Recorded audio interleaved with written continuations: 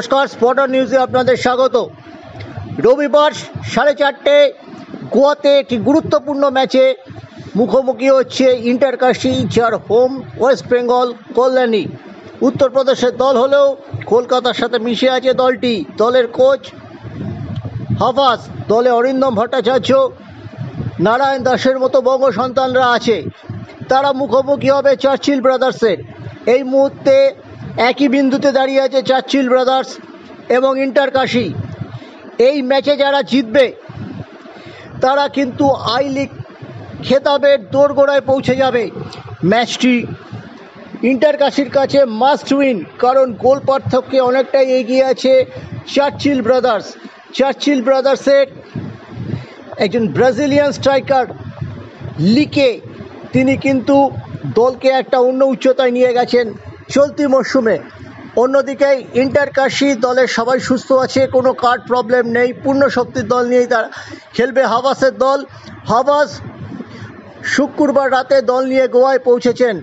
তারা শনিবার দিন 4:30 সময় মেন গ্রাউন্ডে প্র্যাকটিস করতে চেয়েছিল, যদিও তারা জানতো মেন গ্রাউন্ডে প্র্যাকটিস করার সুযোগ তারা পাবে না, কিন্তু 4:30 সময় তারা প্র্যাকটিস করার জন্য কোনো একটা মাঠ বরাদ্দ করবে চার্চিল ব্রাদার্স, এরকমই আশা করেছিল। কিন্তু তাদের জানানো হয় না, 4:30 সময় নয়, সকাল 8টার সময় শনিবার তাদের প্র্যাকটিস করার জন্য একটি মাঠ দেওয়া হয়েছিল। সেই মাঠে প্র্যাকটিস করতে যায়নি ইন্টারকাশি।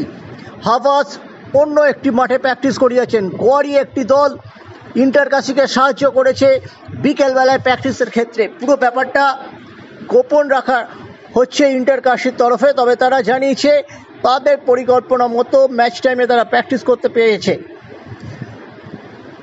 এখন দেখার বিষয় হলো এই ম্যাচে রেফারিং কতটা পারফেক্ট হয়, তার উপর অনেক কিছু নির্ভর করছে।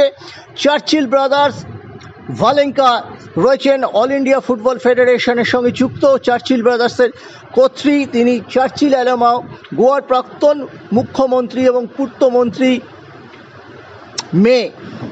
খুবই প্রভাবশালী লোক, এখনও ক্ষমতায় না থাকলেও এই চার্চিলরা অতীতে দেখা গেছে এরকম খেতাব নির্ধারক ম্যাচে মোহনবাগানকেও ঝামেলার মধ্যে পড়তে হয়েছিল, কিন্তু সুব্রত ভট্টাচার্যের মোহনবাগান 2002 সালে যেই চার্চিলকে হারিয়ে খেতাব জিতেছিল, তখন ছিল জাতীয় লিগ, এখন আই লিগ। এখন দেখা যাক হাভাস, যার জনপ্রিয়তা মোহনবাগান সমর্থকদের কাছে প্রায় সুব্রত ভট্টাচার্যের সমতুল্য, হয়তো খেলোয়াড় হিসেবে নয়, কোচ হিসেবে আমি এই কথাটা বলছি। সেই হাভাসের দল চার্চিল ব্রাদার্সকে হারিয়ে লিগ খেতাব জিততে পারে কিনা। আগামী বছরের ইন্ডিয়ান সুপার লিগ নিয়ে ডামাডোল রয়েছে, কিন্তু চ্যাম্পিয়ন হলে সেই চার্চিল ব্রাদার্সই হোক বা ইন্টারকাশি হোক, কিন্তু তারা দাবিদার সেই লিগে খেলার জন্য। তাছাড়া যে প্রস্তাবিত 16 দলের লিগ, 13টি বর্তমান আইএসএলের দল এবং আরও 3টি দল, 1, 2, 3 এই চলতি আই লিগের নিয়ে যে 16টা দল আছে, তার মধ্যেও কিন্তু ইন্টারকাশি থাকছে।